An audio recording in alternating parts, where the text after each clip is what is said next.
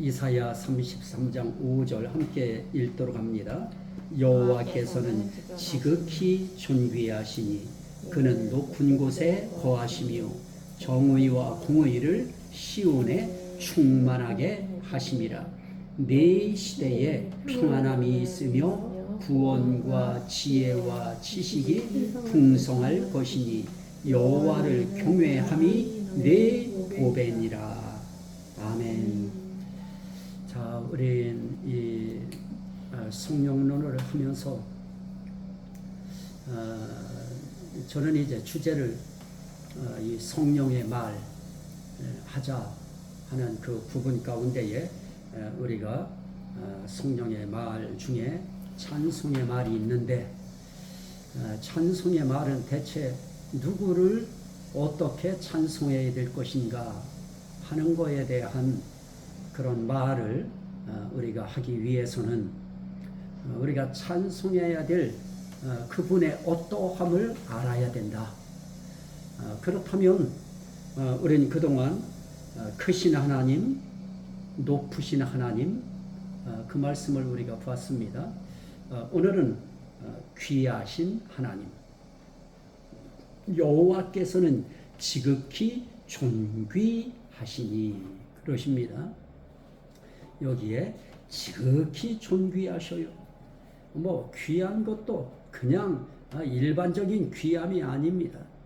더 이상 귀함이 그 끝을 더 올라갈 데가 없는 그 마지막 정점에 그 지극히 존귀하신 하나님. 그러면 우리는 삶 속에서 우리의 입술을 통해서 찬송의 말을 할 때 우리는 말씀을 알아야 찬송할 수 있겠죠. 그런데 주께서는 이사야 선지자의 그 입술을 통하여 여호와께서는 지극히 존귀하시니 라고 분명히 말씀하신 거 믿고 이 존귀하신 하나님을 찬송합니다 하고 우리가 찬송의 말을 한다는 것이 중요하고요. 또 오늘 같은 경우에 이렇게 말씀 나눌 때는 우리 함께 시인하는 것이 중요하죠. 여러분들은 여호와께서 지극히 존귀하신 분이시라고 하는 거 믿으시면 아멘 합시다. 아멘. 이게 이 아멘이 우리의 시인이지요. 인정이지요. 저는 어느 날 하나님 그 말씀 가운데 예수님이 하신 그 말씀이 제 가슴에 굉장히 감명을 주었습니다. 사람 앞에서 너희가 나를 시인하면 나도 하늘에 계신 내 아버지 앞에서, 또 다른 성경에 보면 또 하나 또 있죠. 내 사자들 앞에서 저를 시인할 것이요. 사람 앞에서 나를 부인하면 나도 내 아버지 앞과 내 사자들 앞에서 그를 부인하리라. 그러면 우리가 이렇게 찬송의 말을 통해서 그분을 시인하고 인정한다고 하는 것, 신앙을 고백한다고 하는 것, 이 시인함은 이 땅에 우리가 쏟아낸 그럴듯하고 정말 고상하고 격조 있는 그 어떤 말보다 정말 이건 진귀하고 값진 우리의 시인이고 값진 고백이고 값진 인정이 될 것입니다. 그래서 오늘 말씀에 여호와께서는 지극히 존귀하시니, 존귀하신 그분은 정말 어디 계시냐? 높은 곳에 거하시니요. 그래요. 자, 존귀하다고 할 때 그 존귀함의 뜻은 지위나 신분이 높고 귀한 것. 귀하다고 하는 의미 속에 높음이 자연스럽게 붙어 있습니다. 높고 귀한 신분, 높고 귀한 지위, 이런 것을 나타날 때 그는 존귀하다 하는데, 우리 하나님의 존귀함 같은 그런 특별한 존귀함은 이 세상 그 어디에도 없습니다. 하나님만이 존귀하시다 하는 것을 우리가 알아야 되겠죠. 결국 우리는 이 존귀하다고 하는 이 존귀라고 하는 용어도 삼일체성 존귀함이죠. 존귀로 관 쓰신 예수를 보니, 예수님도 존귀하신 분이시고요. 하나님이 존귀하시고요. 하나님 예수님이 존귀하시면 그의 영인 성령도 존귀하신 것입니다. 이렇게 존귀하신 하나님을 우리는 찬송하는 말을 하자 하는 겁니다. 그런데 우리가 찬송해야 된다고 할 때 단지 그분의 그러함 때문에 찬송한다고 하는 것은 이건 단계가 높은 사람 아니면 하기가 어렵지요. 그런데 우리는 이 귀하시고 존귀하신 높고 귀하신 이 하나님께서 우리 위해서 뭐해요? 내 시대에 뭐가 있으며? 평안함이 있으며,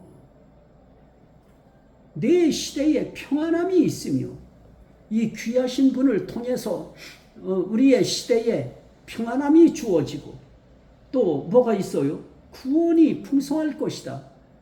우리의 구원도 정말 풍성한 구원, 삶 속에 풍성한 구원이라고 할 때는 영육 간의 입체적인 모든 구원을 표현할 때 구원이 풍성하다 그럽니다. 그러면 완벽한 구원이겠고요. 이건 진실한 구원이고요. 확고한 구원이고요. 이것은 간신히 들어가는 구원이라기보다는 넉넉한 구원이죠. 상급 있는 구원입니다. 그러면 여기에 내 시대에 평안함이 있고 구원과 지혜와 지식이 풍성할 것이니, 구원만 풍성한 것이 아니고요, 지혜도 풍성하고요, 지식도 풍성하고요.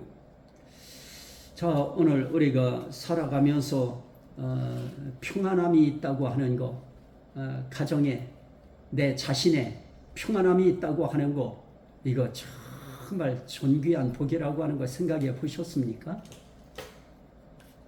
어느 날 느닷없이 자녀가, 자손이, 사위가, 며느리가, 또 성도들이 무서운 병에 걸렸다. 그거 진짜 평안하지 않습니다.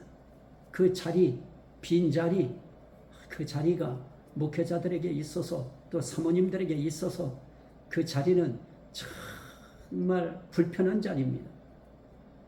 그런데 우리의 삶 속에 하나님이 평안함을 주신다고 하는 것은 뭡니까?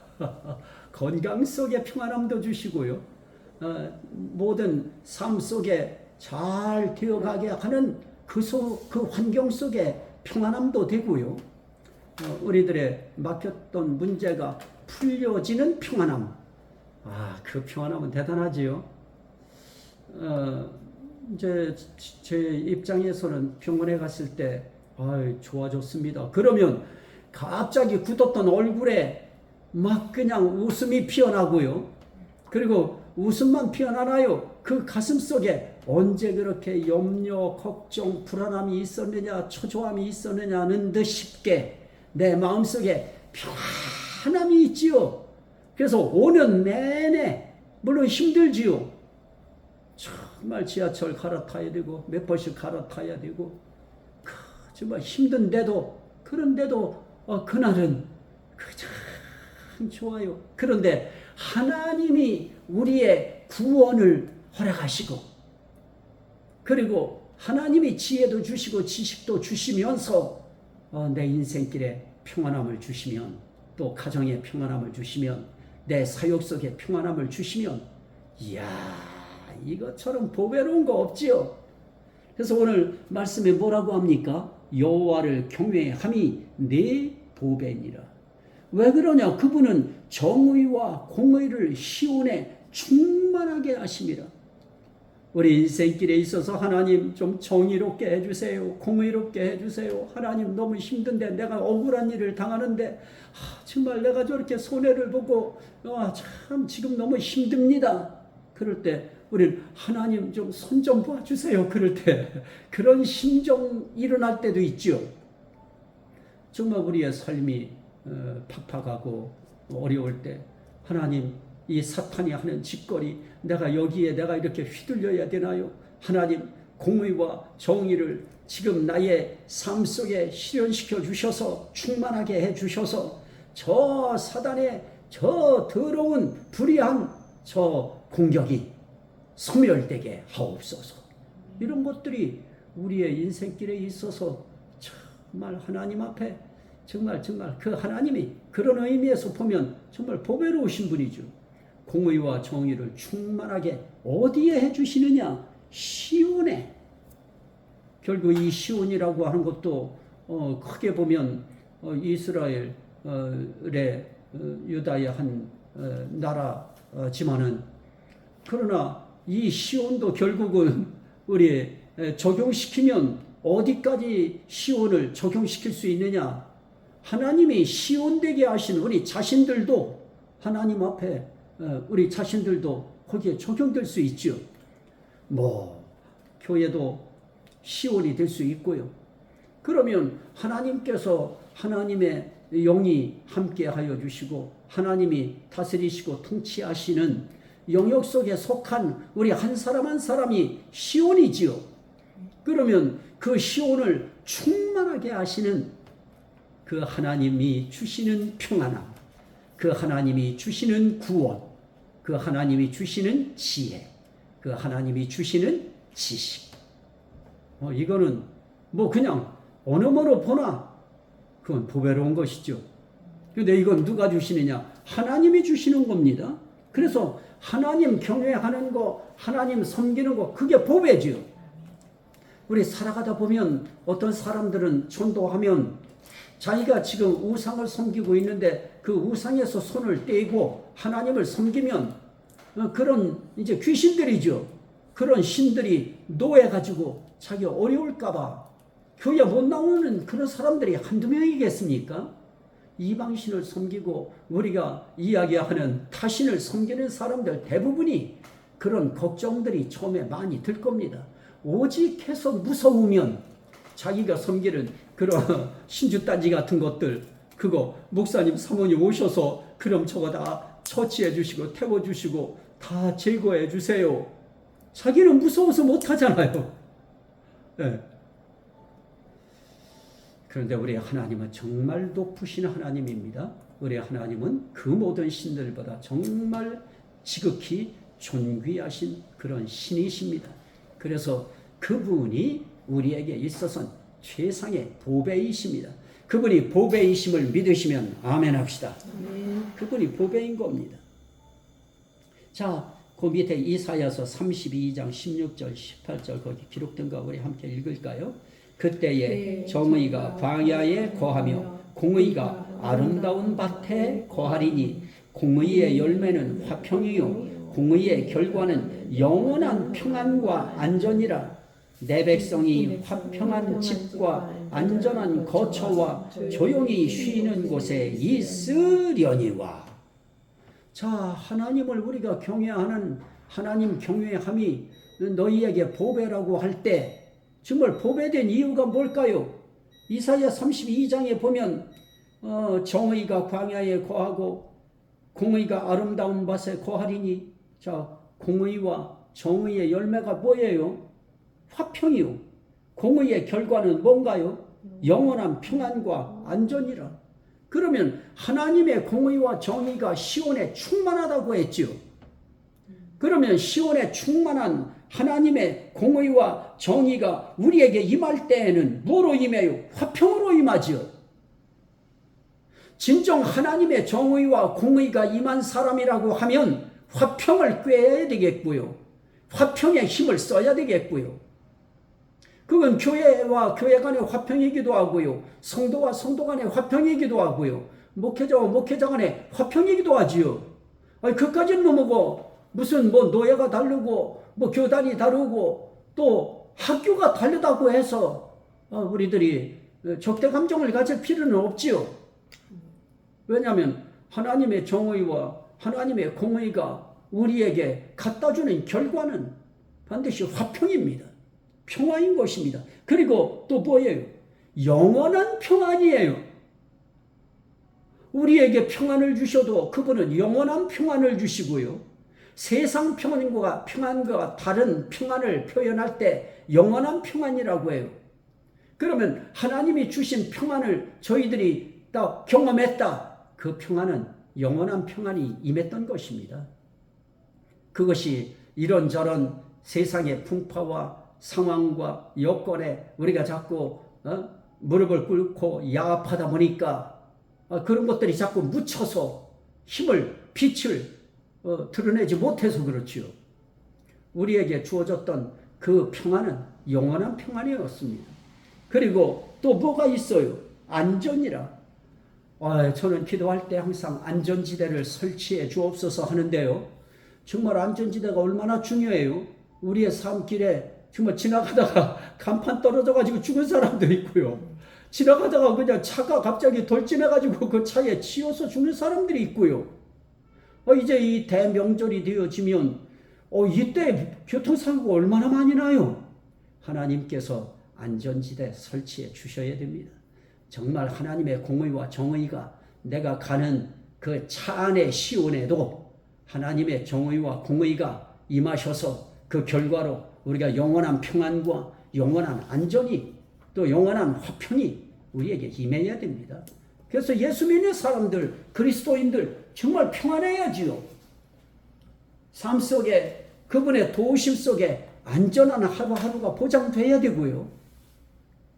그리고 또 뭐라 그래요? 내 백성이 화평한 집과 안전한 거처와 조용히 쉬는 곳에 있으려니와. 하나님은 정말 하나님이 함께 하시는 화평한 집 원하시고요. 하나님이 함께 하시는 어떤 하나님이요?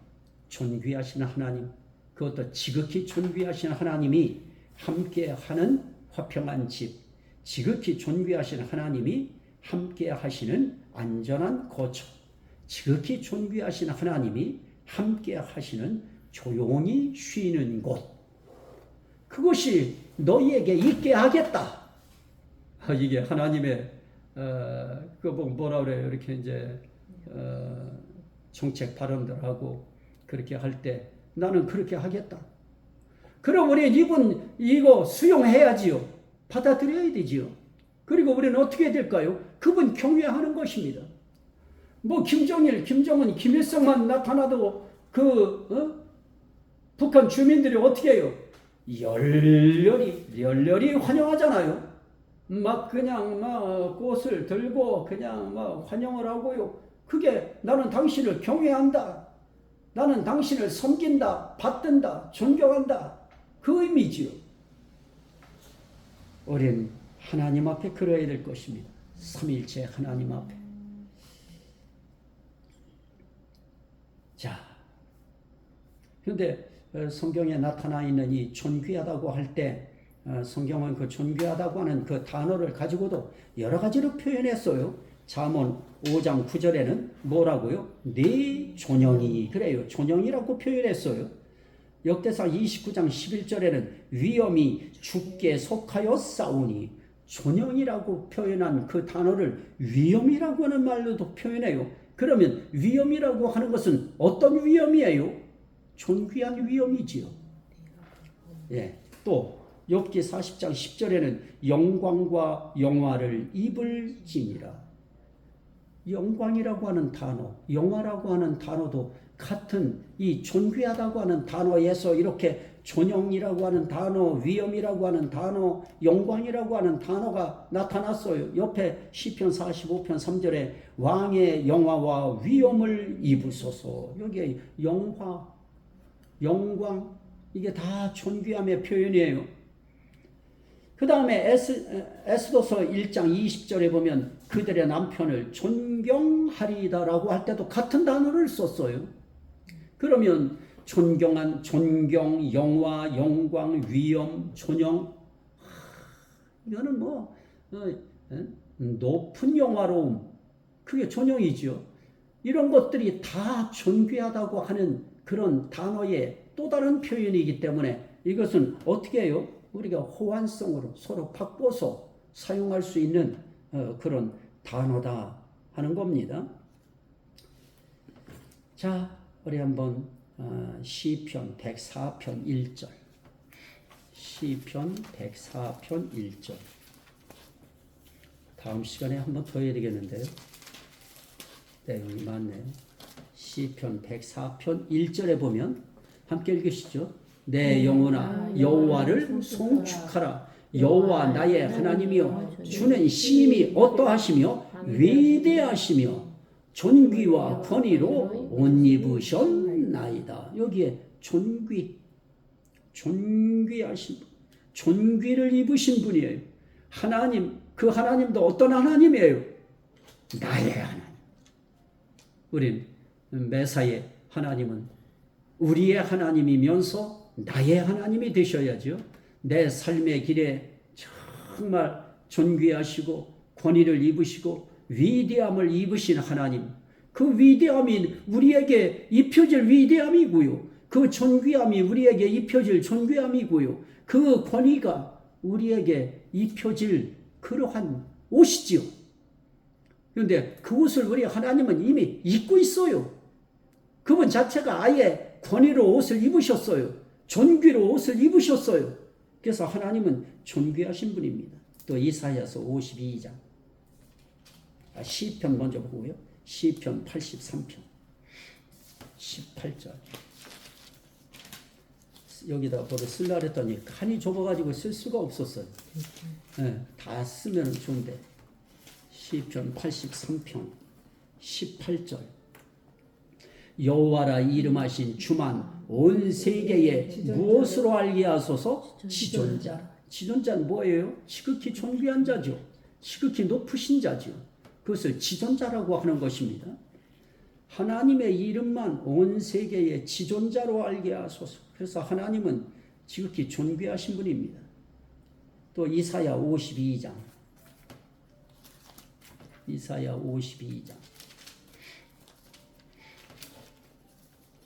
이사야 52장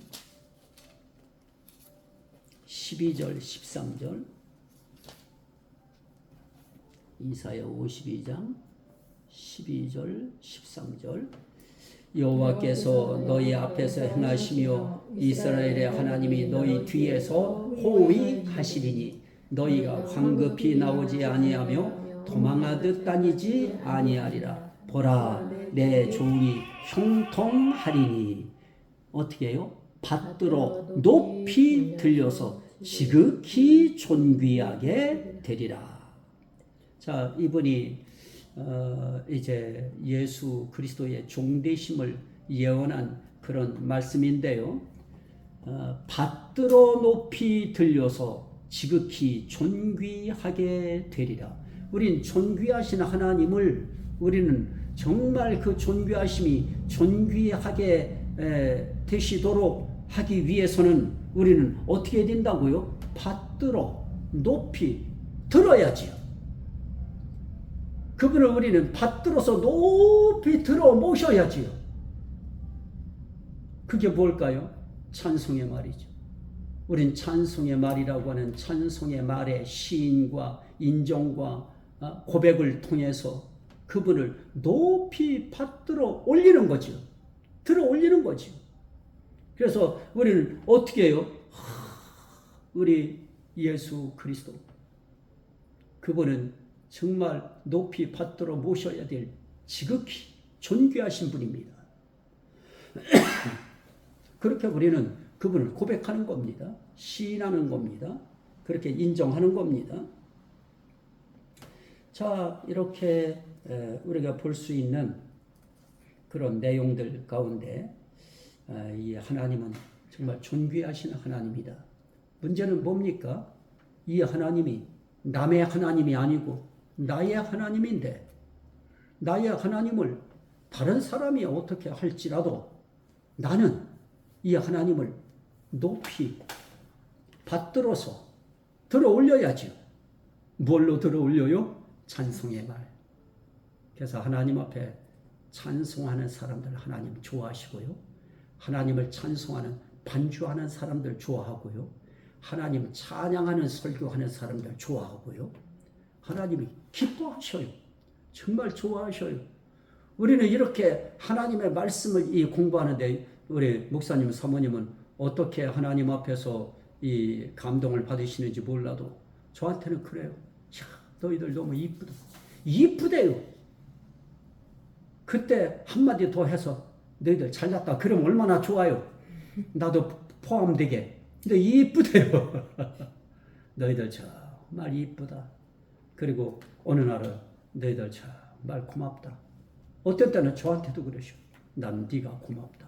그래서 뭐가 고마우세요? 야, 이 시대의 너처럼 나를 알리기 위해서 매 시간 정말 할 주제가 많겠지만 나를 들어 올리는 그 설교하는 네가 정말 고맙다. 그러면 나는 그때 어떻게 해요? 울컥해가지고 고맙긴요.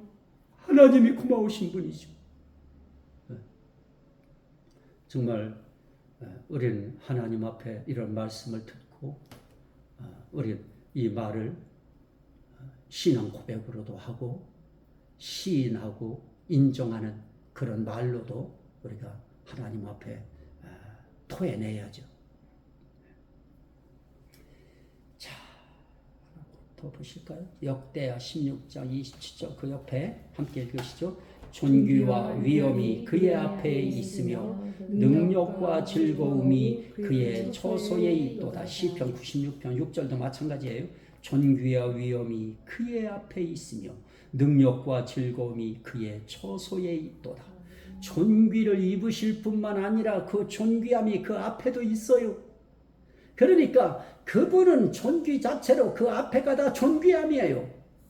그래서 그분 앞에 있는 사람들은 다 그 존귀 앞에 그 존귀를 받으소서 하고 다 그분 앞에 받들어 올리잖아요. 존귀함을.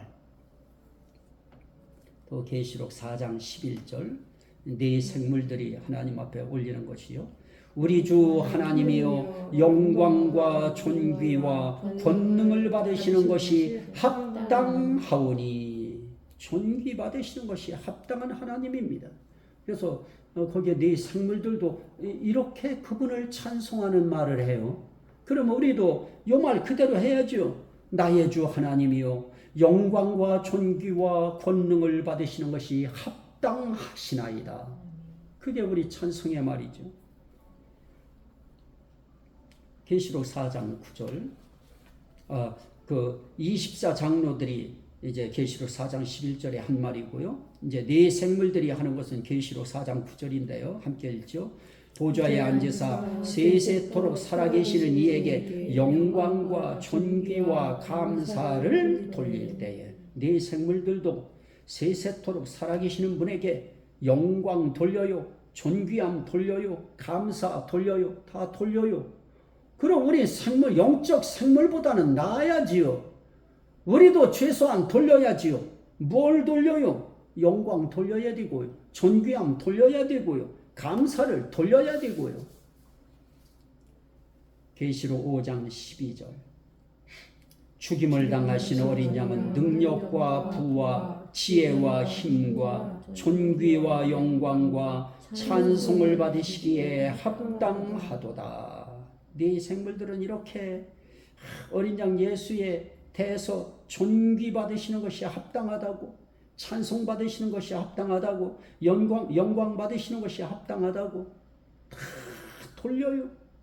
그뿐인가요? 계시록 5장 13절에 보니까 영적 세계의 모든 피조물이에요. 영적 세계에서 본 피조물이에요. 우리는 이제 계시록을 했기 때문에 계시록의 그 피조물이 이 현상 피조물로 우리 그렇게 취급하면 안 돼요. 영적 세계에서 보여진 피조물이었어요. 그러면 그때의 영적 세계에서 보여진 피조물과 우리 시대에 보고 있는 피조물과 차이점이 있죠. 영적 세계에 보여지는 피조물은 어떤 피조물이에요? 하늘에 펼쳐져 있는 피조물이에요. 그 공간 속에 있는 피조물이에요. 거룩해진 피조물이죠. 그들은 어떻게 해요? 5장 13절 시작. 보좌에 앉으신 이와 어린 양에게 찬송과 존귀와 영광과 권능을 세세토록 돌릴지어다.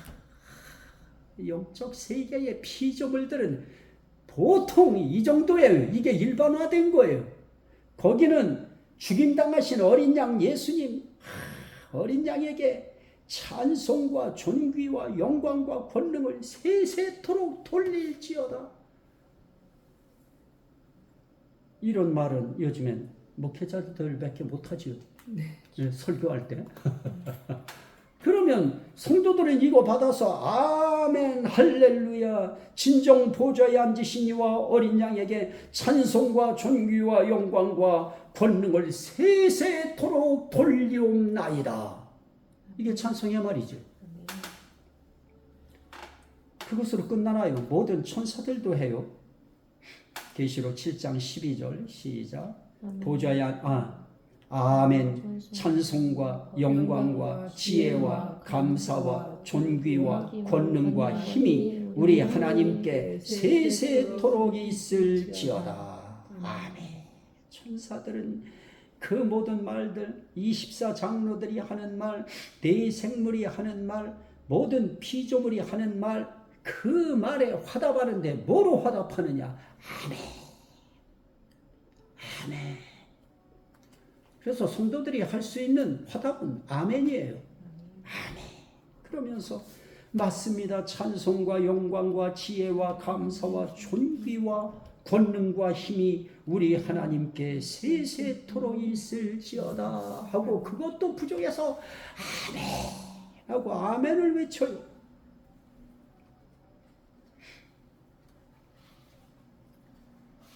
자, 그러면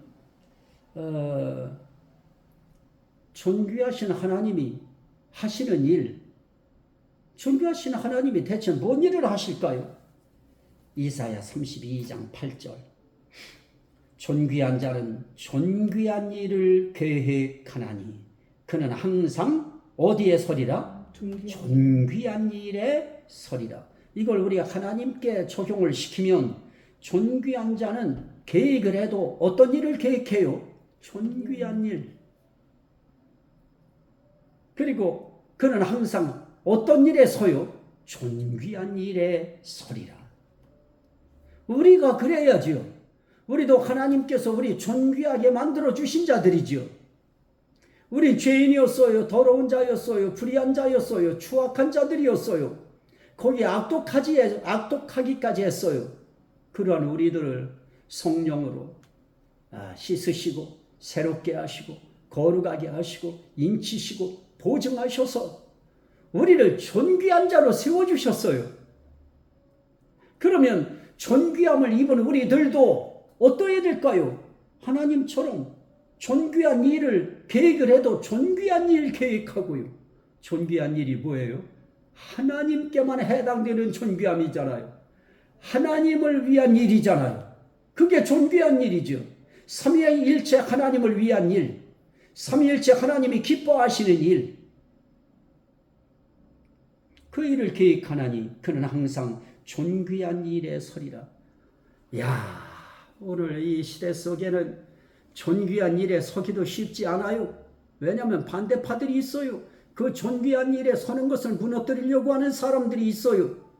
우린 진정 존귀한 일을 하고 싶고 존귀한 일에 서고 싶은데, 존귀한 일 그 자체를 나쁘게 비하시키고 평가절하하고 폄훼하고 비방해서 존귀한 일이 되지 못하도록 하는 반대 세력들이 있기 때문에 존귀한 일에 서는 것조차도 쉽지 않아요.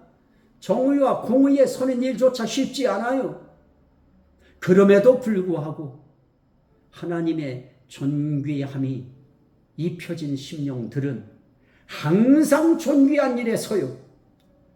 당신들이 어떠하든 나는 존귀한 일에 서리라.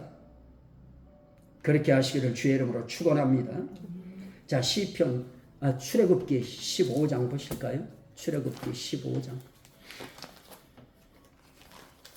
출애굽기 15장.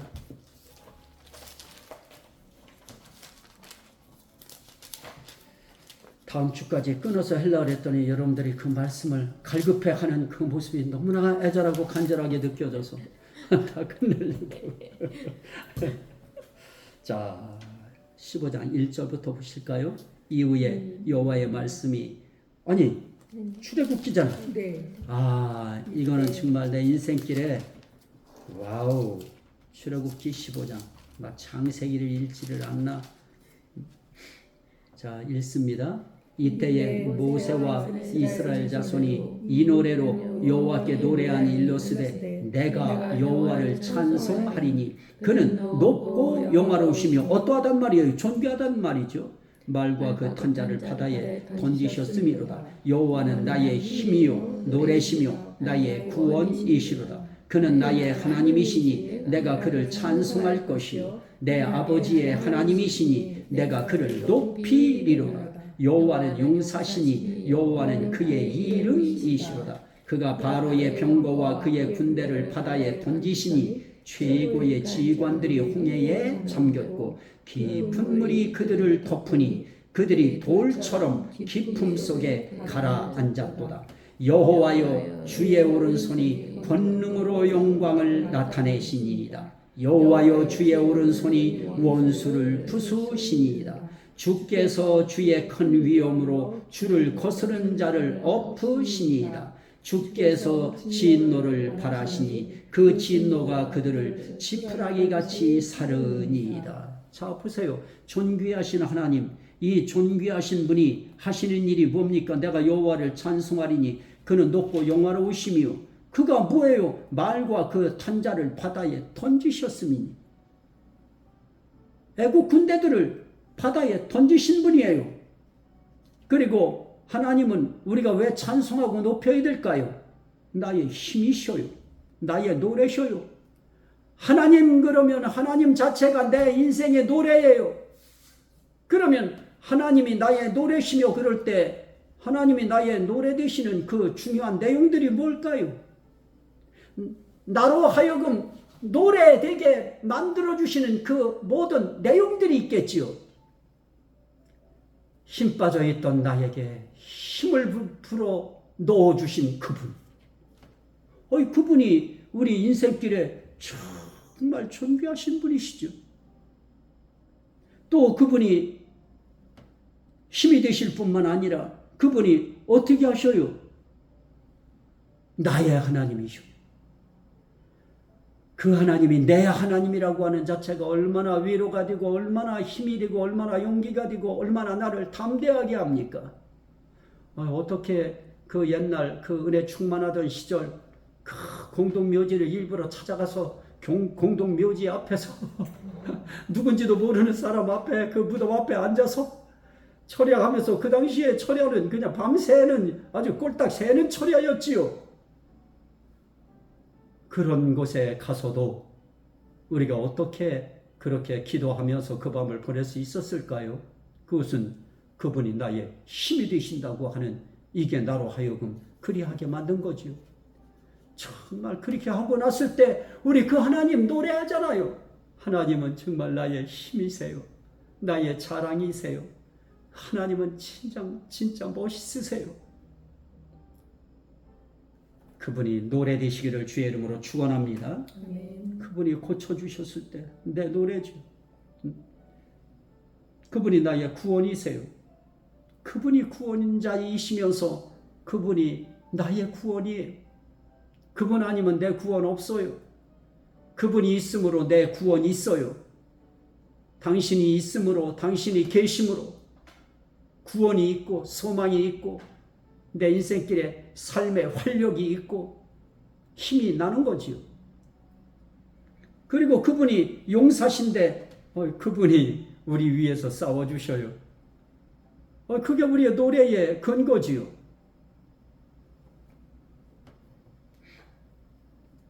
자, 그러면 존귀하다고 할 때도 양면성이 있는데요. 자, 한번 보실까요? 이사야 35장 10절. 이사야 35장 10절.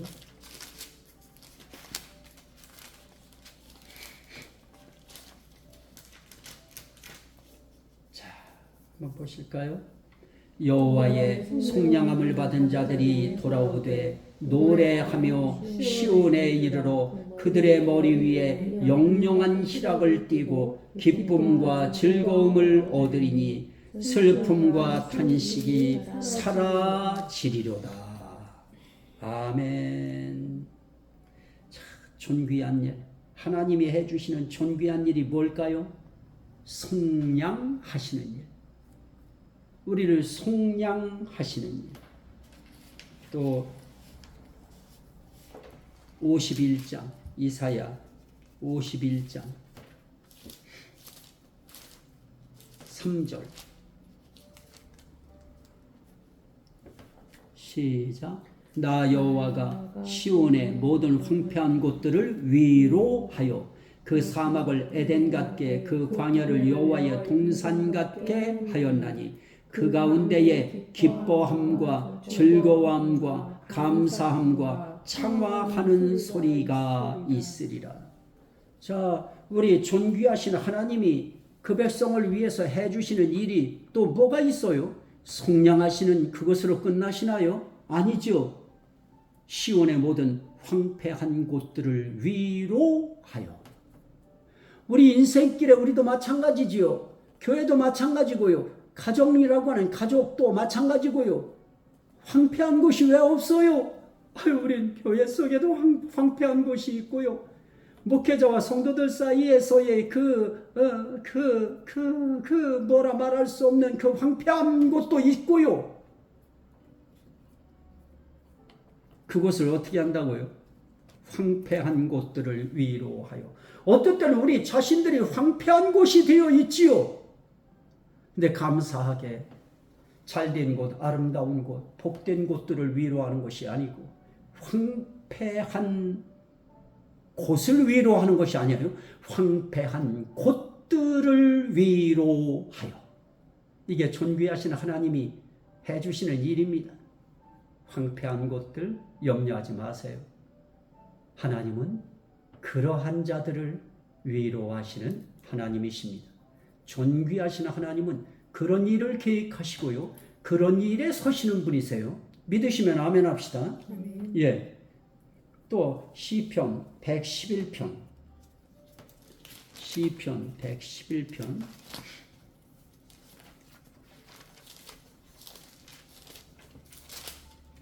시편 111편 2절부터 시작. 여호와께서 행하시는 일들이 어떠해요? 크시오니 이를 즐거워하는 자들이 다 기리는도다. 그가 하는 일이 어때요? 그의 행하시는 일이 어떠하다고요? 존귀하고 어미하며 그의 의가 영원히 서 있도다.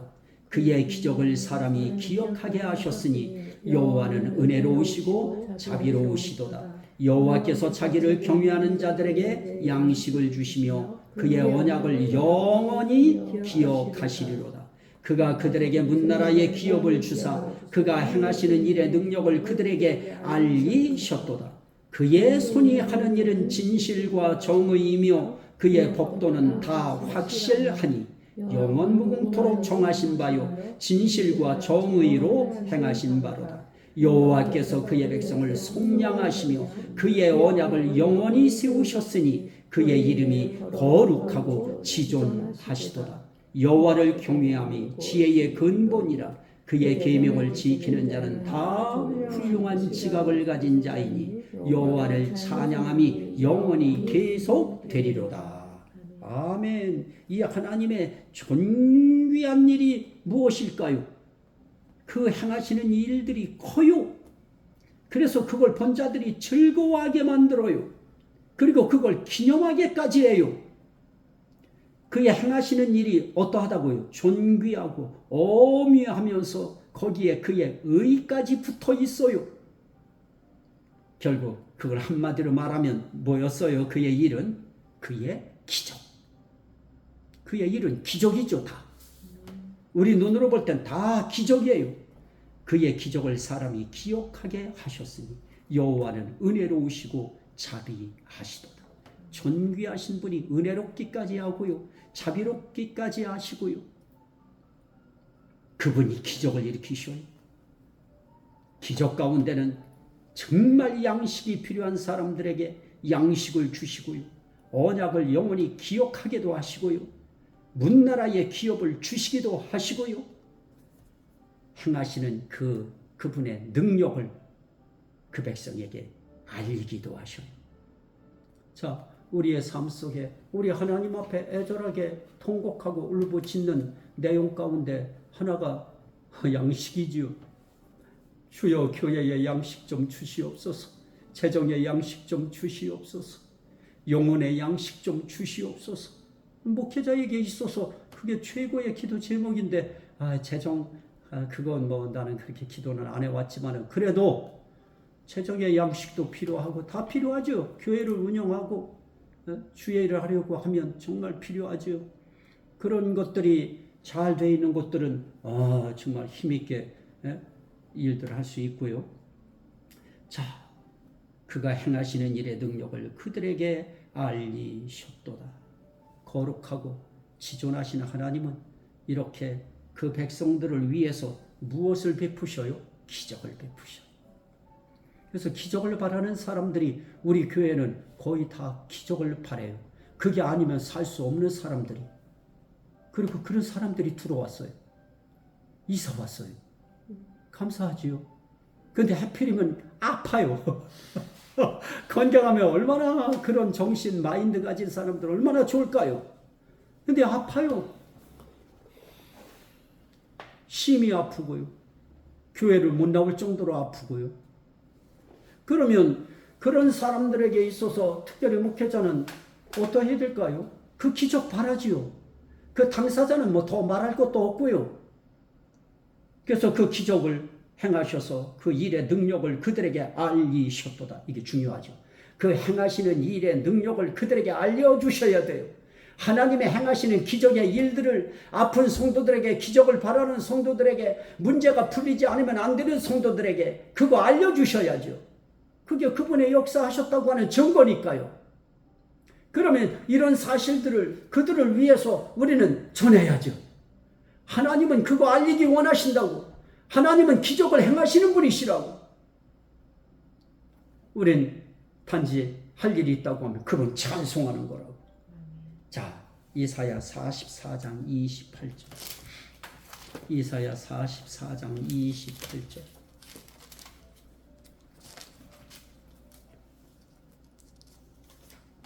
(44장 28절) 시작. 고레스에 대하여는 이르기를 내 목자라 그가 나의 모든 기쁨을 성취하리라 하며, 예루살렘에 대하여는 이르기를 중건되리라 하며, 성전에 대하여는 네 기초가 놓여지리라 하는 자니라. 하나님께서 그 성도, 그 백성들에게 대해서 내 목자라, 그분이 하시는 일을 목자 삼으시는 일이에요. 야, 성은아, 다른 거 하고 싶은 거 많겠지만 사모하거라, 내일 하거라, 목자하거라. 사모 목자지요. 목회자 목자가 있고 사모 목자가 있지요. 하나님께서 고레스를 향해서 내 목자라, 하나님이 아예 목자로 정해주셨어요.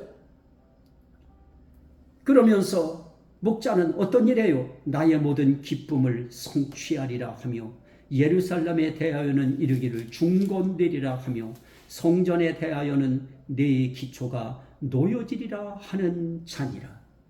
자, 하나님께서 존귀한 일을 하시면 하나님의 백성들은 어떠해야 돼요? 그 존귀한 일을 위해서 나를 목자 삼아 주셨으니, 나를 위로해 주셨으니, 그러면 나는 어떻게 해야 될까요? 나는 하나님의 모든 기쁨을 성취해 드리리라. 하나님이 기뻐하는 모든 기쁨을 내가 이루어 드리리라. 이게 그 하나님이 목자 삼아 주신 그 백성들이 할 일이지요. 그 성도들이, 그 종들이, 그 사모님들이 할 일이지요. 또 그들은 뭐예요? 예루살렘에 대하여는 이르기를 중건되리라. 아유, 정말 시골교회 와보니까 우리만 교회 세는 것이 아니고, 사택이 우리만 사택 세는 게 아니고요. 여기도 세고 저기도 세고, 들어보니까 교회들마다, 사택마다, 교회마다, 아이고, 나는 저기 교회, 이 큰 교회는 안 세는 줄 알았어요. 거기도 센대요. 그러면 성도들이, 하나님께서 목자로 세워준 장로들, 안수집사로 세워준 장로들, 권사로 세워주신 장로들, 성도로 세워주신 장로들, 그들의 입에서 뭐가 나와야 될까요? 지금 이 상황에서 정말 하나님의 기쁨을 내가 성취해 드리리라. 누가요? 내가. 그리고 또 뭐예요? 내가 예루살렘에 대하여는 이르기를 중건되리라. 내가 예루살렘을 세우리라. 중건시키리라. 무너지고 폐허된 교회, 사택, 지붕, 새는 곳 내가 중건하리라. 이게 하나님 앞에 찬송의 말이지요. 또 하나는 뭐예요? 성전에 대하여는 내 기초가 놓여지리라. 아무것도 되어져 있지 아니한 그 성전, 그 기초 내가 놓겠다. 성전 반드시 기초가 세워질 것이다. 기초 세워지면 되는 거지요.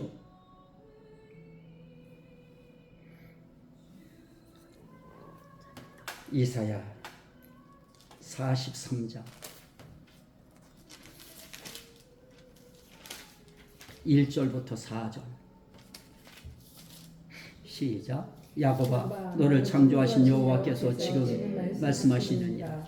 이스라엘아, 너를 지으시니가 말씀하시느니라. 너는 두려워하지 말라. 내가 너를 구속하였고 내가 너를 지명하여 불렀나니 너는 내 것이라. 네가 물 가운데로 지날 때에 내가 너와 함께 할 것이라. 강을 건널 때에 물이 너를 침몰하지 못할 것이며 네가 불 가운데로 지날 때에 타지도 아니할 것이요 불꽃이 너를 사르지도 못하리니 대전하는 여호와 네 하나님이요 이스라엘의 거룩한 이요 네 구원자임이라.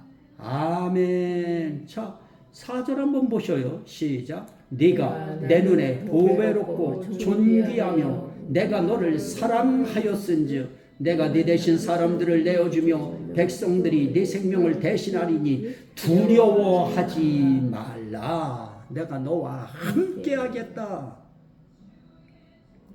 하나님께서 우리를 구속하시고 우리를 지명하여 부르시는 데서 끝나지 않고 우리를 보배롭고 존귀하게 보시면서 특별히 무엇하세요? 내가 너를 사랑하였은지. 이 하나님이 우리를 보배롭게 여기시는 데서 끝나지 않아요. 그러면서 사랑하셨어요. 사랑하였은즉 이미 사랑했어요. 그래서 저 아플 때도 하나님 그러셨어요. 내가 너 이렇게 사랑하는 것도 아직도 모르느냐. 내가 너를 이렇게 사랑하고 네 볼을 내가 이렇게 쓰다듬어 주고 내가 너를 안고 내가 너를 이렇게 사랑하는데 두려워하지 말라. 이게 하나님께서 성도들을 위해서 해주시는 일이에요. 그러면 성도들은 어떻게 해야 될까요? 그분이 나를 지명해서 불러서 보배롭게 여기고 사랑해 주시는데 우리 할 일은 뭐예요? 두려워하지 말라고 하면 두려워하지 말아야지요. 이루실 줄 믿습니다. 그리하실 줄 믿습니다. 그리하심을 나는 믿습니다. 근데 두려워해요. 다 두려워해요. 오죽하면 우리 집사님이 전화해가지고 목사님 저 지옥 사는 거 맞지요? 울면서. 그래서 내가 맞다고 그랬어. 지금 상황은 당신 인생길이 지옥이다. 그런데 거기서 빼내주실 분이 계시다. 그분이 하나님이시다. 그분의 이름이 예수시다. 그 예수 이름 붙들고 우리 기도하자. 그랬더니 지금 열심히 기도해요. 새벽마다. 또 하루 중에 시간 내가지고 또 와서 기도하고. 그래서 울라고 그랬어요. 통곡하라고 그랬어요. 자, 이런 그분 앞에 우리 할 일은 뭐예요? 그분 앞에 우리 할 일은 그분 찬송하는 거지요. 그 사랑 감사하다고 감사 인사 올리는 거지요.